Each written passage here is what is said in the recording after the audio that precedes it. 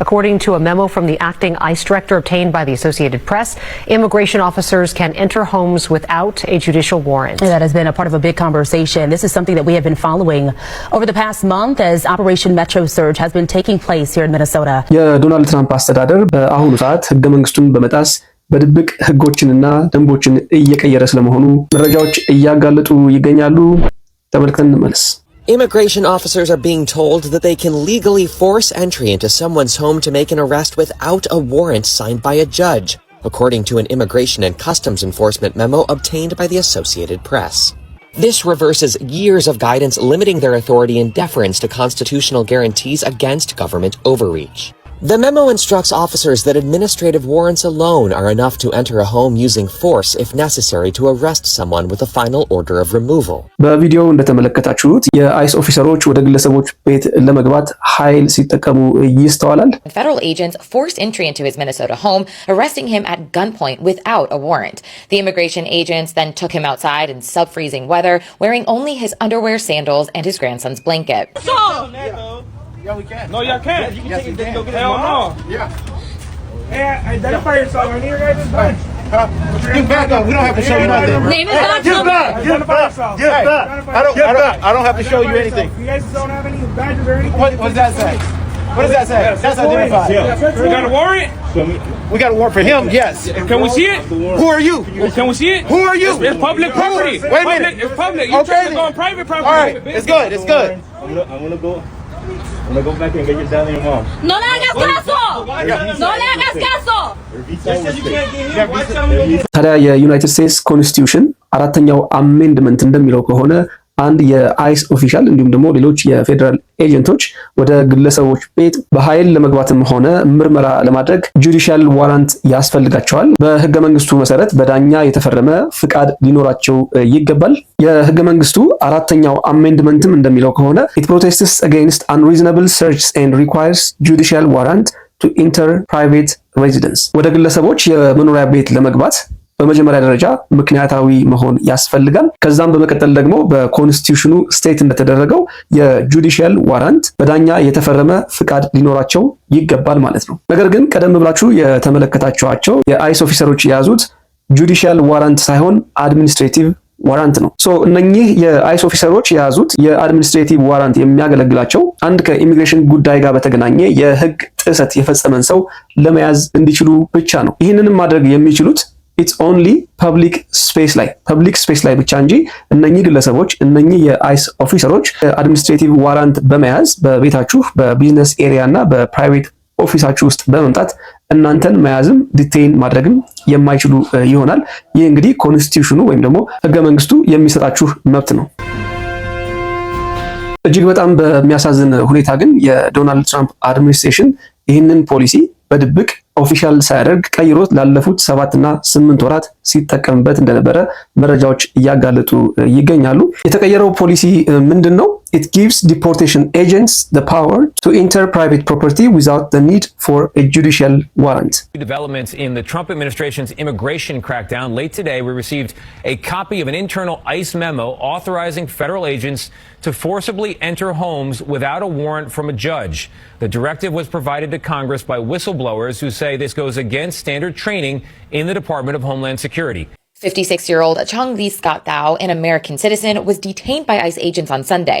Thao said he had been napping when federal agents forced entry into his Minnesota home, arresting him at gunpoint without a warrant. The immigration agents then took him outside in sub-freezing weather, wearing only his underwear, sandals, and his grandson's blanket. የምን ማለት ነው እንግዲህ የአይስ ኤጀንቶች ወይም ደግሞ የአይስ ኦፊሻሎች ምንም አይነት የጁዲሻል ዋራንት ሳያስፈልጋቸው የአድሚኒስትሬቲቭ ዋራንት በመያዝ ብቻ የግለሰቦች ፕሮፐርቲ ውስጥ በመግባት መመርመርና እርምጃ መውሰድ እንዲችሉ የሚያስችል አዲስ ፖሊሲ ነው ማለት ነው። ይህ አዲስ ፖሊሲና አዲስ ዶክመንት የተፈረመው ከ8 ወራት በፊት ነው። በሜይ 12 2025 የአይስ አክቲንግ ዳይሬክተር በሆኑት በቶዲ ሊዮንስ የተፈረመ ነው።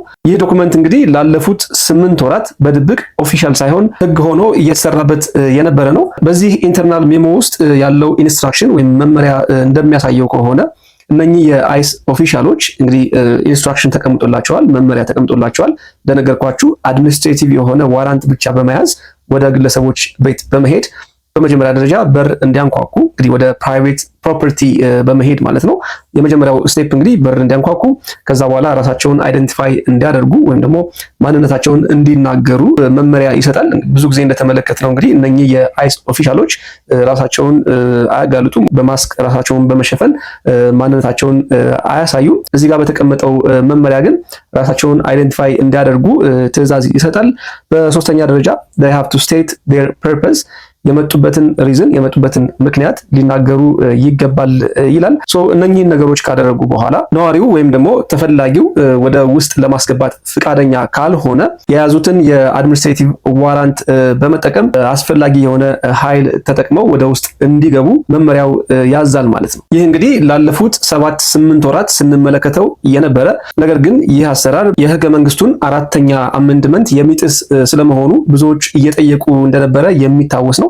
That could pose a challenge to constitutional protections against illegal searches at a time when the administration is ramping up arrests in Minneapolis and around the country as the agency carries out President Donald Trump's mass deportations agenda. ፋይናሊ ይህ በድብቅ ሲፈጸም የነበረው ፖሊሲ እንዴት ወጣ ካላችሁ እንግዲህ ዊስል ብሎወር የሚባሉ መረጃን እያነፈነፉ የሚያገኙና ኤክስፖዝ የሚያደርጉ የሚያጋልጡ አካላት ጉዳዩን እንግዲህ በድብቅ ሲከታተሉ ከቆዩ በኋላ እርግጠኛ ሲሆኑና ይህ ጉዳይ በዶክመንት ደረጃ ተጽፎ ያለ ስለመሆኑ ሲያረጋግጡ ለጆርናሊስቶች ሰጥተዋቸው አሁን እንደምትመለከቱት በተለያዩ የመረጃ አውታሮች መነጋገሪያ ሆኗል። Well, this is a bit of a surprise, I'll be honest with you. The memo was shared by a whistleblower with the Associated Press. It apparently hasn't been widely shared within the Department of Homeland Security, however, but it has been used to train new ICE agents. This is how it reads. The guidance is a sharp reversal of long-held understanding by the public and others, including the media. In the past, it is believed agents need a judicial warrant to enter homes no matter what.